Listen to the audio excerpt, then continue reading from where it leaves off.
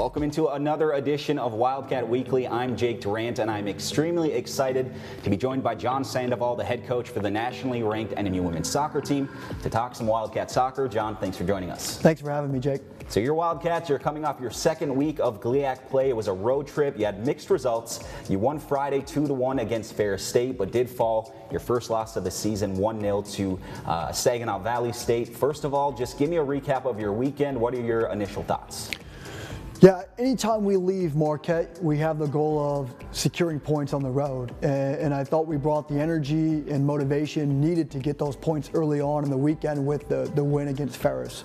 We executed in a lot of phases of the game. We were able to score on some set pieces and apply a lot of early pressure. So overall, we're very excited about the first win on Friday. But like I mentioned, set pieces, we did really well with them on Friday, but then they were our kryptonite on Sunday. And, we gave up a set piece, early in the second half against Saginaw Valley, and they were able to capitalize that. Extremely proud of the way that we played all weekend. We battled, and sometimes it's okay to get that one out of the way early just so that we can look forward to the future and not continue to think about that goose egg on the loss column. So proud of them, and I think we just continue to move forward from this point.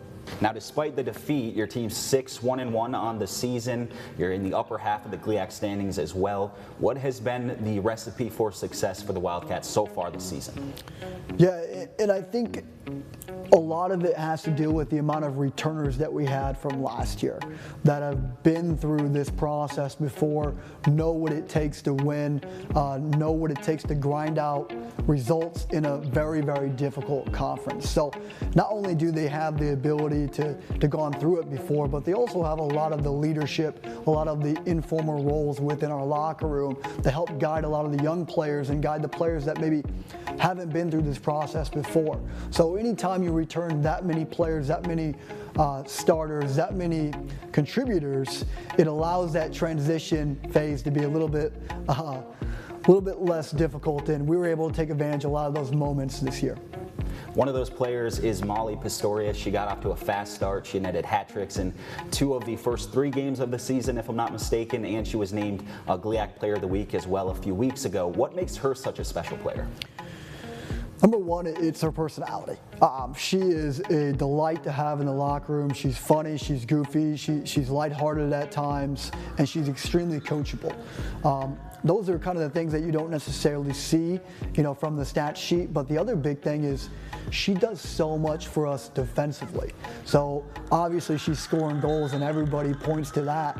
But also she is huge in terms of the way that we press higher up the field, which ultimately creates more opportunities for us. So anytime you have one of your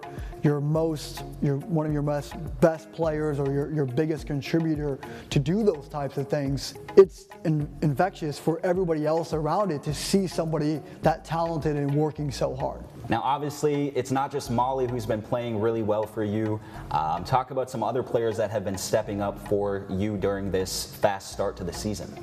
Yeah, I think it's really important to note that there's been a lot of players that play a lot of informal roles and some formal roles that really feed into the culture that we want to develop and that championship mentality. But our leadership group has been amazing this year, and that's Brooke, Izzy Brucelow, Brenna Musser. They've just been absolutely fabulous, not only on the field, but the way that they lead the group. And anytime you have players that have received the accolades that they have, to be able to do the other stuff off the field too, it's just rewarding, and I feel like a lot of what we do is owed to the leadership that they've been able to provide in the locker room. So you have a big game coming up on Friday as you look to get back into the win column. It's an opponent you know very well, Grand Valley State. Just talk about that opportunity for your team. Obviously, this is going to be huge in the conference standings as well. Yeah, one of our team goals each and every year is to win your home games and secure points on the road. And so when you're able to win your home games and take care of the ones at home, it allows the road a little bit less pressure. And that's ultimately what we want to do. do, we're not always focused on the actual opponent. What we're trying to do is accomplish our team goals. And one of those team goals is to take care of the ones at home. And so I think where it starts at is not necessarily focusing on Grand Valley, but focusing on ourselves, getting back to the winning ways, and really preparing properly in training this week. All right, John, well, good luck on Friday, and obviously good luck for the rest of your season as well. Wishing you nothing but the best as your season moves forward. Absolutely. Thanks for having me, Jake.